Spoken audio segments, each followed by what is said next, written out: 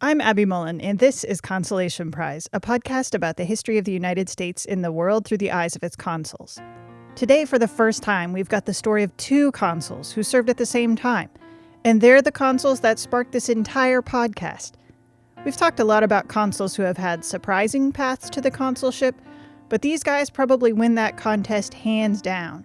They became consuls in the place they did because, before they were consuls, they were captives in the very same place. Their names are Richard O'Brien and James Leander Cathcart, and they were consuls to the Barbary states in the early days of the American Republic. Now, if you've read my bio, you know that this is my jam. Consolation Prize exists because of these consuls, because I find their stories so incredibly fascinating and complicated and worthy of telling. So I'm so happy to finally get to tell their story. I like to tell stories in all kinds of different ways, like books. I'm writing one right now about the First Barbary War, and podcasts like the story we're about to explore together, but also games. I love historical board games, so I want to tell you about Fort Circle Games. Fort Circle has just released a game called The Shores of Tripoli, pretty topical for our episode today. It's a 2-player game, and you can choose whether to be the Americans or the Barbary states and see who might win the First Barbary War. I've played it several times, and it's a really fun way to think about the choices that historical actors have to make. You can find it on fortcircle.com, amazon.com, or a number of other fine independent game stores. And stay tuned, because Fort Circle has a bunch of other historical games under development as well. Thanks, Fort Circle, for sponsoring our show. Now back to our story. I'm really excited to tell you about this. But I didn't want to tell it alone, so we're bringing back producer Chris Stinson to help us put all the pieces together. Hello. This story is so interesting to me because A, I didn't know much about the Barbary states before preparing this episode, and B, I am deeply compelled by stories of individuals who have been failed by systems they themselves fought to bring about, and yet never stopped working for and within that system despite it all. So I think where we need to start is at the beginning. Let's hear from historian Brett Gooden about the early days of Richard O'Brien and James Leander Cathcart, where they decided to stake their claims as Americans. Richard O'Brien, he was born in what's today Maine, but it was then part of Massachusetts. He was born in 1758, and he spent his youth really crisscrossing the Atlantic on merchant ships. And he says that his education, it was really sort of very, very limited formal education. He's basically self-taught. And during the Revolution, he might have been on a Pennsylvania state Navy ship or maybe a Virginian state Navy ship. Also, according to one letter that was written on his behalf while he was a captive in Algiers, Pennsylvania ship owners say that they also owned a Pennsylvania registered and based privateer during the Revolution, which O'Brien had served on. They say in that letter, which they addressed to President Washington, they said that O'Brien was a lieutenant on their privateer. After the Revolution, O'Brien got back into shipping. As the captain of the ship that's variously called the Dolphin or the Dauphin, we're going to call it the Dauphin.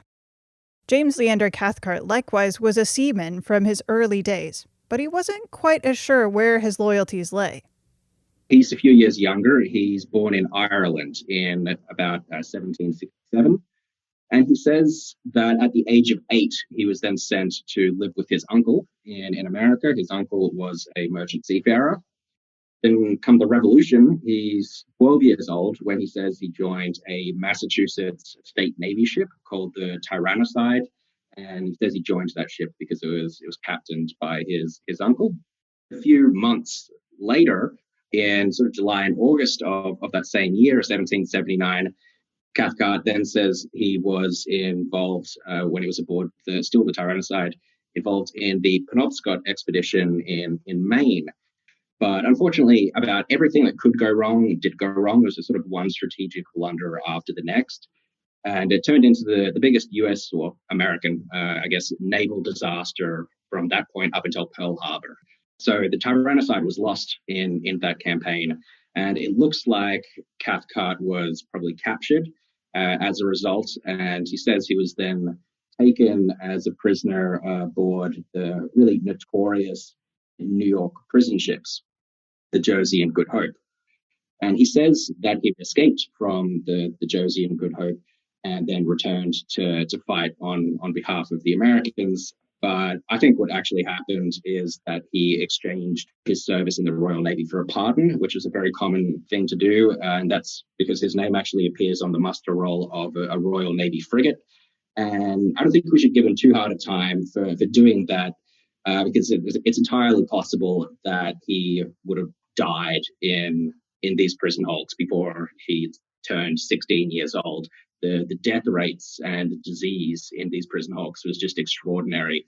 So, for example, 12,000 people died just in these New York prison hulks, whereas only 8,000 died on all of the battlefields of the Revolution.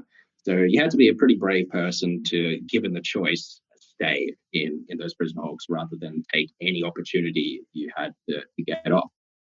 We do have to take Cathcart's story with a small grain of salt, both because it was published 100 years after the event, and also because we know that Cathcart always had an eye to the main chance. Right. As we'll see, how Cathcart viewed the world and how others viewed it weren't really all that similar sometimes. Nevertheless, O'Brien and Cathcart had more in common than just their seafaring experience. They also had the dubious distinction of being some of the very first Americans captured and enslaved by the Barbary States, specifically by Algiers. Within just a few days of each other in 1785, O'Brien's ship, the Dauphin, and the Maria, the ship that Cathcart was on board, were taken by Algerian cruisers in the Mediterranean. These captures must have been a bit of a shock for a lot of people in the United States. In 1785, the American government wasn't really prepared for being a part of the Mediterranean trading system. But let's take a little step back and explain why Americans could be threatened by Algiers.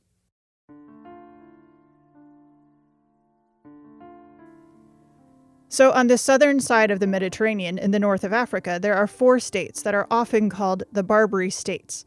Starting from the Atlantic and moving east, that's Morocco, Algiers, Tunis, and Tripoli. 3 of these 4 states were dependencies of the Ottoman Empire. Morocco was its own independent country. If you've heard any part of this story before, you've probably heard the ships from these states called the Barbary Pirates. Now, as Jamie Goodall can probably tell us, one person's pirate is another person's legitimate businessman. But I don't think there's much reason to call these particular ships pirates, and here's why. By the time the Americans arrived in the Mediterranean, these Barbary states had been making money the same way for centuries. The Barbary states agreed to not attack European commercial vessels as long as the 2 countries in question, a Barbary state and a European country, had a treaty in place. These treaties often included significant yearly payments to the Barbary states, along with a bunch of other presents. These payments could be in money, or they could also be in naval stores that actually helped to keep the Barbary fleets in sailing condition. So it's a sort of like, that's a nice ship you have there, it would be a shame if anything happened to it situation. I think of it more like a protection racket, something like The Sopranos. I don't think it's piracy. Because first of all, it's state-sponsored, and second, it's not indiscriminate. They're not just taking whoever they come across. Plus, there are actual rules that these corsairs have to follow, even if they're not rules that the Europeans or eventually the Americans acknowledge. Okay, so they're not pirates, but all the European powers just went along with this? Yeah, they did. Even the major powers like Britain and France found it easier to just pay off the Barbary states rather than fight them. In the grand scheme of things, they were just a nuisance. But sometimes they were a useful nuisance to these bigger powers. For smaller states like Sweden or Denmark or Naples, sometimes maintaining 4 different treaties with these states could be very complicated and very expensive. What about the United States? Were they content to just pay off the Barbary states as well? Where do they fit into all of this? Well, up until the end of the Revolution, Americans were protected under the treaty the British had because they were British. But independence from Britain also meant the loss of that protection. And Richard O'Brien and James Leander Cathcart were some of the first casualties of that loss. This was a huge blow to the principles of free trade that the very young United States believed in. It seemed wrong to have to pay to play, so to speak. On the flip side, though, it also demonstrated how weak the American government really was. Will your ideals of republicanism protect you? Apparently no. Does the US government have your back? It seems like also no. So fear of these Barbary captures was huge and widespread, not just in the United States, but really all throughout the Mediterranean community as well. Rumors about the captures ran wild through American society, even though very few of them were actually true.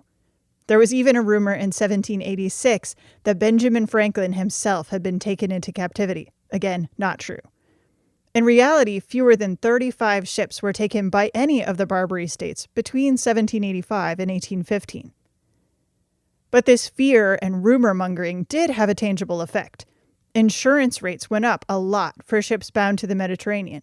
So even though there weren't a lot of captures, there was an effect just from the few that did happen.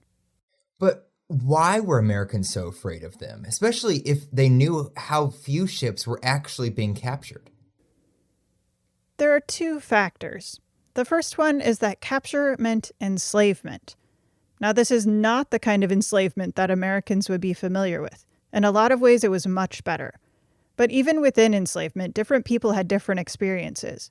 For instance, for Richard O'Brien, he was 27, which is actually kind of an old guy for a merchant sailor. It doesn't sound like it, but that really was on the higher end of the age spectrum for merchant sailors at the time.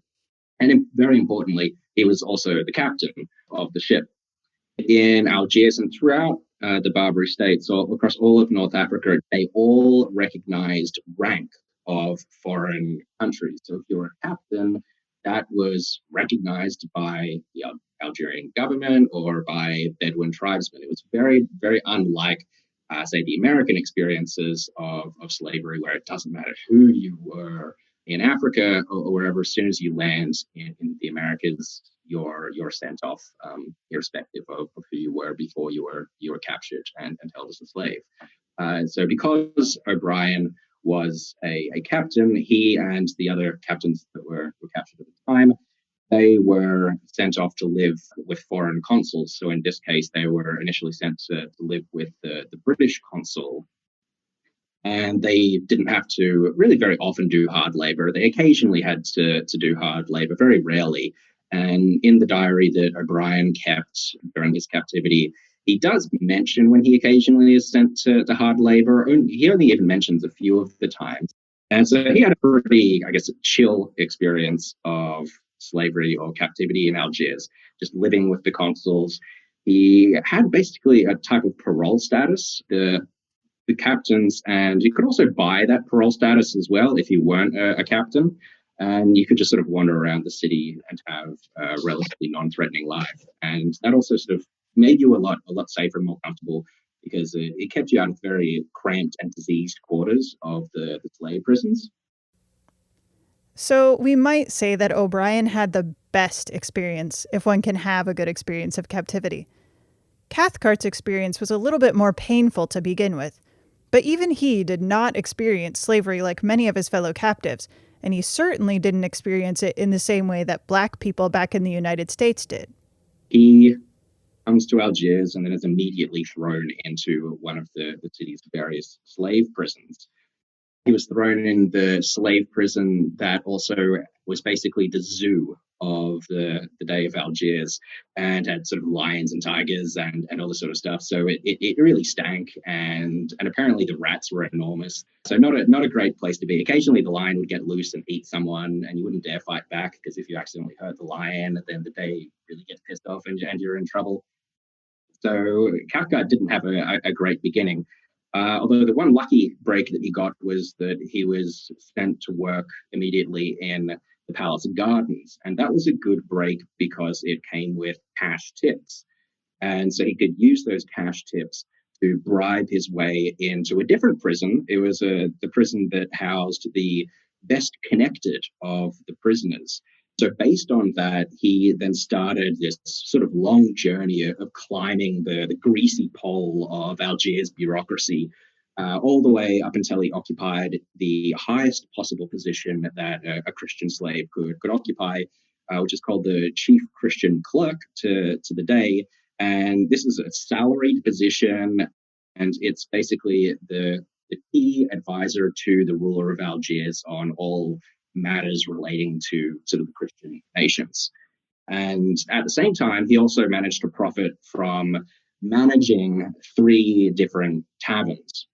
So, according to his own account, by the end of his captivity, he had accumulated a personal net worth of, at that time, $10,000, but based on sort of my inflation adjusted figures, that would equate to about $7 million today, which is not bad considering this whole time he was technically a slave. So he did pretty well, although he complains a lot. Cathcart and O'Brien were on the lucky end of this captivity or enslavement. Many of their comrades worked at back-breaking labor, breaking rocks and building fortifications. Sometimes they even worked on the very same ships that would go out into the Mediterranean to capture more people just like them. And in the prisons where they lived, disease was extremely common. On several occasions, infectious disease swept through their compound. So when Cathcart and O'Brien finally got out, only about half of the original captives were still alive. So enslavement was pretty fear-inducing. But the second factor, in addition to enslavement, that made Americans so afraid was race and religion. I want to emphasize that even though religion plays a role in this story, it's a gross mischaracterization to paint the conflicts between the United States and the Barbary states as a religious war. Nevertheless, there was a general sense that these Barbary corsairs were to be feared above Europeans because they didn't play by the same rules. They didn't sign on to the Law of Nations, for instance, and their Islamic faith was seen as violent and capricious, so there was a lot of fear.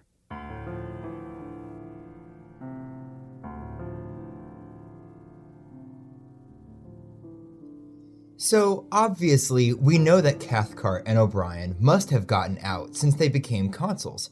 But how did that happen since the United States had so little influence and power in the Mediterranean system? It took a long time.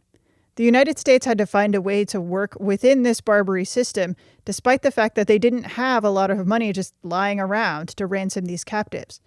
But ransoming them was necessary if they wanted to claim that their form of government was superior. So there's a whole series of negotiations that go on for over 10 years. Some of the negotiators died before they got there, like John Paul Jones. Some of them were just utter incompetence. But in the end, the United States had to sign a treaty with Algiers in order to get the captives ransomed.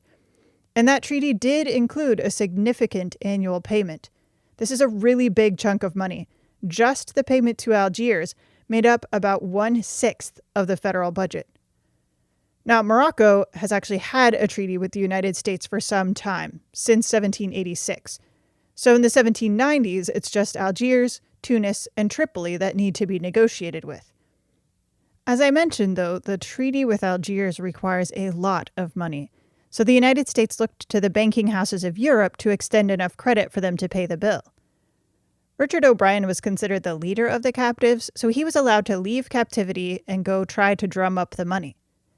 The treaty with Algiers was signed in September of 1795, but it wasn't considered a completely done deal until that money was in hand, so the other captives had to stay in captivity until the money was actually there. O'Brien didn't return to the United States until the spring of 1797. Meanwhile, Cathcart was left stewing in Algiers for several months after O'Brien left. He was already beginning to resent O'Brien. He had been the chief Christian clerk to the day, we know, so Cathcart thought that he should have been the one who got to go to Europe. But other people had pressured him to let O'Brien do it, and he was pretty angry about that. So this was kind of strike one in the deterioration of the relationship between Cathcart and O'Brien. The other 2 Barbary states got treaties pretty quickly after Algiers. So now, after everything was kind of settled-ish, it was time to fill some of the very key posts in the consular corps.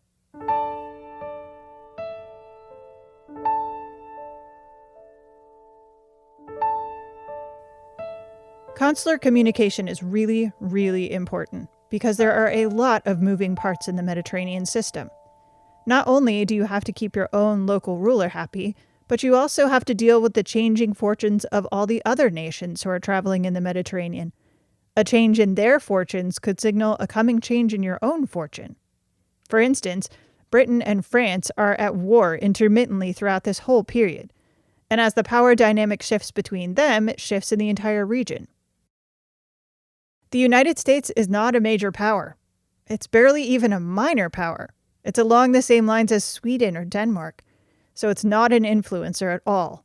The United States has to adapt to the changes as they happen. Now, if you've listened to our bonus episode, you'll remember that the consuls to the Barbary states were special. For one thing, they got a salary, which no other consuls did at the time, but they had to earn that salary. They were going to the Barbary states not just to keep an eye on trade, but to act almost like diplomats. In order to keep trade flowing, they had to keep the peace with the Barbary rulers. The trouble is, though, that not many people in the United States had much experience with the Barbary courts. The only ones who did had just returned from captivity there. So in 1797, Richard O'Brien and James Leander Cathcart were appointed to new posts as consuls to the Barbary states. They went there along with one other American, William Eaton, whose main claim to fame was his fighting against natives during the American Revolution. The consul to Tangier in Morocco was already there. James Simpson had been the American consul to Gibraltar, and he just moved across the straits. Wait, so let me get this straight. Cathcart and O'Brien go back to the Barbary states after they had just been released from a decade of captivity? Why? To be honest, it's really hard to know. I think O'Brien was motivated by a genuine desire to see the United States succeed, but there's no question that he absolutely hated it in Algiers. He tells people all the time how much he hates it. For Cathcart, it's a little less clear. I'm not sure if vengeance is the right term, but he absolutely despised everything about the Barbary states. So I sometimes think he went back because he wanted to exact his revenge on the Barbary states somehow. Now, O'Brien received the post of consul general at Algiers. Algiers was widely regarded as the most powerful of the four states, so it's logical that that's where the consul general would reside. Eaton went to Tunis and Cathcart went to Tripoli. It might seem logical to us that O'Brien would receive the most prestigious post of consul general. He had been the de facto leader of the captives, he had helped to negotiate the treaties with Tunis and Tripoli after leaving Algiers, and he seemed like a man with some common sense. Cathcart did not see it that way. He was furious that this uneducated, uncouth man would get the post of consul general when Cathcart clearly knew more of the customs and the languages than O'Brien did. He would have been, like on paper, as we talked about, he would have been an on-paper rational pick for that job. He was the highest ranked American. He knew the ruler incredibly well. He also served that sort of central role in the eventually successful US-Algiers treaty, because he was really the intermediary, like, as part of the job of being the chief Christian clerk to the day, was that you're the intermediary between the day and these Christian nations. So anyway, he was obviously livid, absolutely livid that he did not get that job. One of the reasons he didn't get the job was that when Joel Barlow, who is probably my favorite of all of the negotiators that the US sent to Algiers, when Barlow learned that Cathcart was sort of sniffing around for the job of consul general to Algiers, Barlow just took it upon himself to get in touch with the Secretary of State and tell the Secretary of State that Cathcart, quote, has neither the talents or the dignity of character necessary for that purpose, which is kind of an astonishing thing to just reach out like a cold call to the Secretary of State and just block Cathcart from getting this job. So I think extremely cold of Barlow just to take it upon himself to do that, but extremely accurate, and the United States was totally better off for Barlow doing that. But Cathcart saw it as O'Brien purposely obstructing him. This perceived slight was strike two against O'Brien, as far as Cathcart was concerned. Now, it's going to become clear that Cathcart is a pretty vindictive man, but in some ways he has every right to be. As a teenager, he fought for the Americans in the Revolution and got captured and imprisoned for his trouble. As an 18-year-old, he went sailing on an American ship and got captured and imprisoned for his trouble, and spent his entire young adult life in an Algerian prison. He and O'Brien both called themselves victims of independence, and they really were. They had fought to make the United States free, and yet they had never gotten to enjoy those freedoms for themselves. So now they were both headed off to a volatile and complex diplomatic mission that neither of them really had any training for. And their government had very little money and very little ability to actually fulfill the terms of the treaties they had entered into. So from many angles, this must have seemed like an impossible assignment. This seems like a situation where it's good to keep your friends really close, since none of them actually know what they're in for. True. But for someone like Cathcart, it's pretty hard to separate his anger into its different parts. But the person that he really takes his anger out on the most is Richard O'Brien. These piled up grievances really start to get to Cathcart. He is a Republican, a little R Republican, but he also wants to be at the top of the pile. Not surprising, since his whole life has been about being in a hierarchy where the lower people might not survive. It's 1798 by the time Cathcart began his journey to Tripoli, and he has to go to Algiers first and stop to pay his respects to Richard O'Brien, who was already there. On the ship to the Mediterranean, there's William Eaton, the new consul to Tunis, there's Cathcart, there's Cathcart's wife, who was only 14 years old when they were married in 1798, and his wife's maid, Betsy Robeson. On the journey, Cathcart took liberties with Miss Robeson. Exactly what kind of liberties we're not told, but we know enough to know that he was way, way out of line. The situation became so bad that when the group reached Algiers in late 1798, Miss Robeson took refuge in the American consulate with Richard O'Brien, and she refused to go any further with the Cathcarts. Initially, Cathcart gave up Miss Robeson as just a wastrel and continued on to Tripoli. He arrived there in 1799, but then he received some shocking news. I am informed that on the 25th of March, Consul General O'Brien was married by the Swedish consul Skoldebrand to Betsy Robeson, the servant girl I brought out with me to attend on Mrs. Cathcart. O'Brien desired to take her to his table. I observed that he was master of his own house, but he might depend that Mrs. Cathcart would not accompany her, as she had no idea of making a companion of her domestic. Madam was piqued and desired her discharge 3 days afterwards, which I did not refuse, I having seen enough on the passage to determine me to form no very favorable opinion of her, and to know that she was a very unfit person to be an inmate with Mrs. Cathcart, especially in a place where there is no other formal society. It was bad enough that O'Brien had taken the girl in and treated her as an equal with Cathcart's own wife. But according to Cathcart's own hierarchical logic, when O'Brien married her, she became Cathcart's social superior, and that was not okay. This was strike 3 against O'Brien, who clearly could not be relied upon to do the right and proper thing.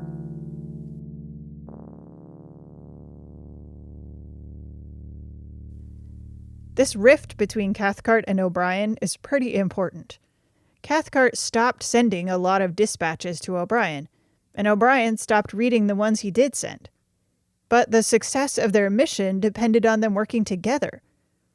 The consuls can only do their job if they talk to each other and keep the lines of communication open. For instance, President John Adams gave them explicit orders to work together to renegotiate some of the terms of the treaty with Tunis. So, what ended up happening? Things got off to a bad start in Tripoli because of the lack of communication between O'Brien and Cathcart. In 1799, when Cathcart arrived, the Bashaw, that's the ruler, told Cathcart that O'Brien had promised to give Tripoli a ship as part of the treaty payment.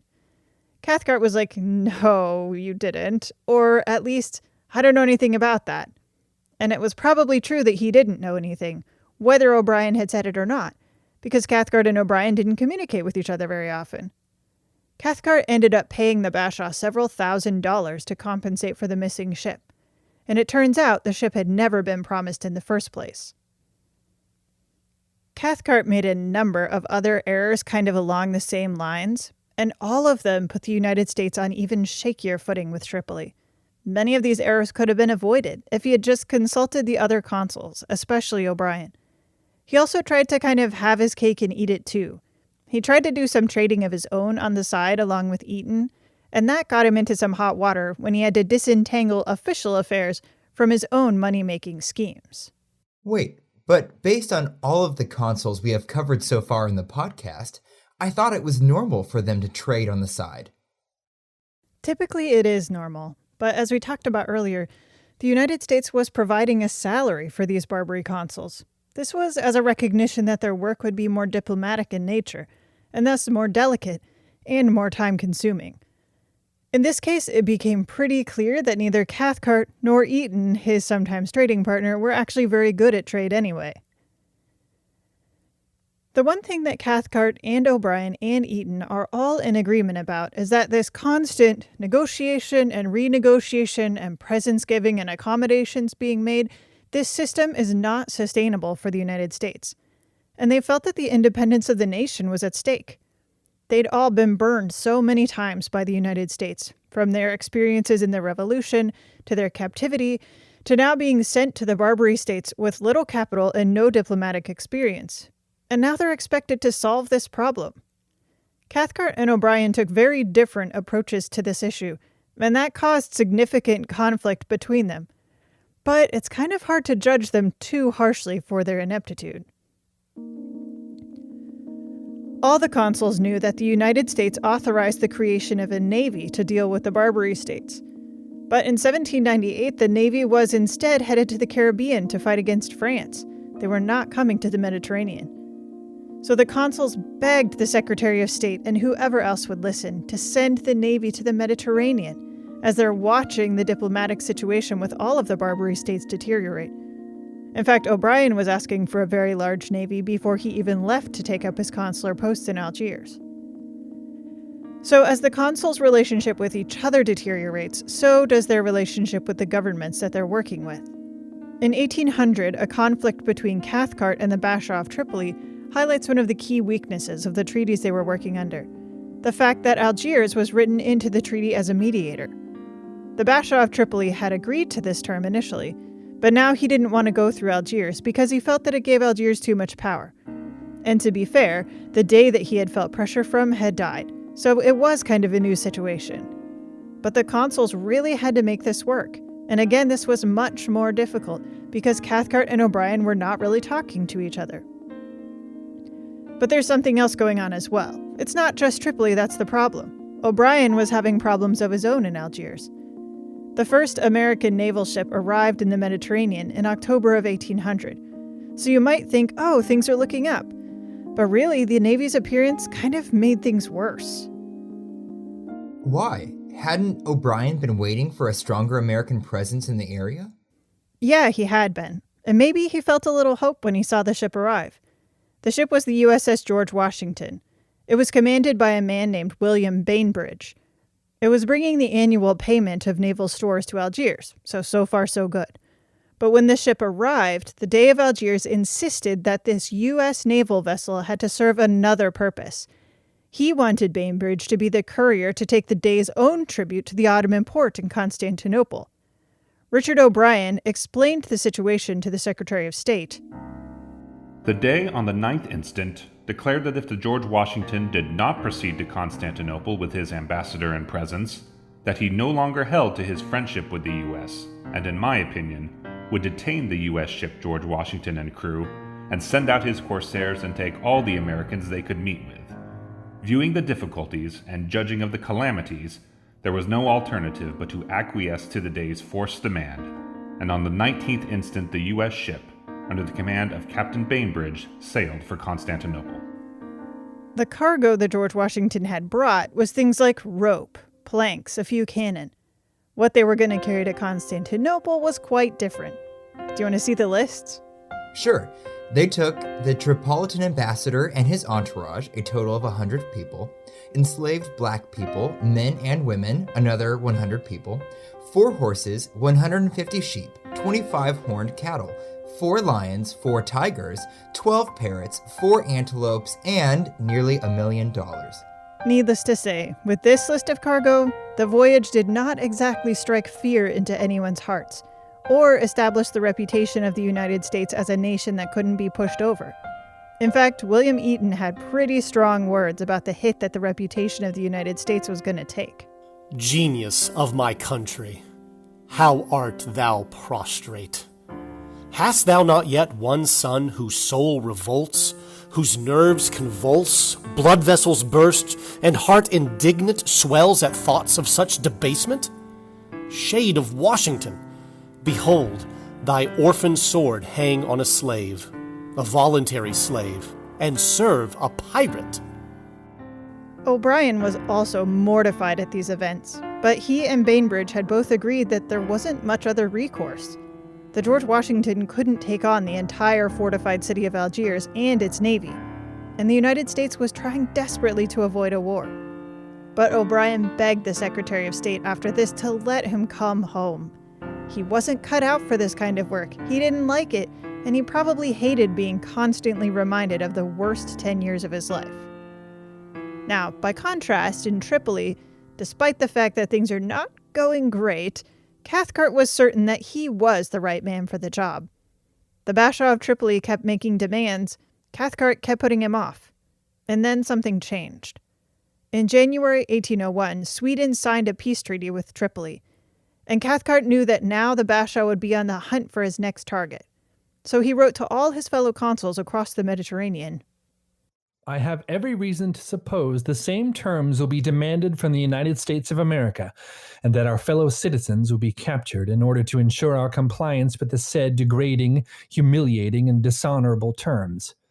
I find it my duty to request you to take such measures as will most effectually prevent any of our vessels from trading on this sea until you are advised officially by me or either of our consuls at Algiers or Tunis that this disagreeable affair is terminated. I therefore request the above-mentioned agents and consuls of the United States of America, and all others whom it doth or may concern, to communicate the contents of this circular letter to all merchants and masters of vessels belonging to the United States, in order that they may withdraw their property immediately from these seas, and that our mariners may fly the impending danger. Cathcart wasn't wrong. The Bashaw did increase his demands, and Cathcart refused to pay them. On May 14, 1801, Cathcart watched as, at 2:15, they effected the grand achievement, and our flagstaff was chopped down 6 feet from the ground and left reclining on the terrace. Thus ends the first act of this tragedy. chopping down the flagstaff was a declaration of war. In his mission to keep the peace with Tripoli, Cathcart had failed. He had lost yet another job to the Barbary states. After all, you can't be a consul to a country you're at war with. So, what happened to the rest of the Americans in the Mediterranean? At the very moment that the flagstaff was being chopped down, the first of 4 American naval squadrons was sailing across the Atlantic, so the consuls were finally getting their naval presence. But for Cathcart, it was too little too late. O'Brien was more successful at Algiers. At least, Algiers didn't go to war with the United States at this time. But O'Brien just really wanted to go home. Eventually, he did get to go home, but only several months after his own term as consul had ended. Both Cathcart and O'Brien stayed in the Mediterranean to assist with negotiations during the war with Tripoli. The Navy did succeed eventually in 1805, but the conditions in the Mediterranean and the positions of the consuls was very different by then. By that time, the Navy was sending more ships to bolster the American presence in the Mediterranean. So the consuls are not negotiating from a position of power, to be sure, but they're also not negotiating from a position of nothing.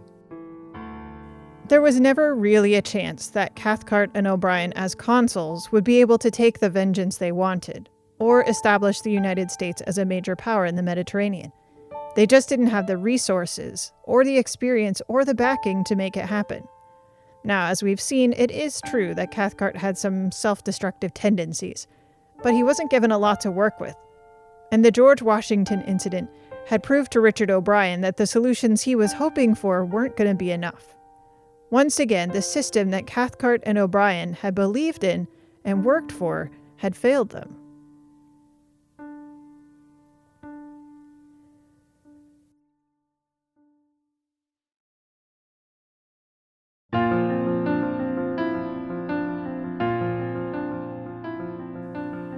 Consolation Prize is a podcast of the Roy Rosenzweig Center for History and New Media at George Mason University.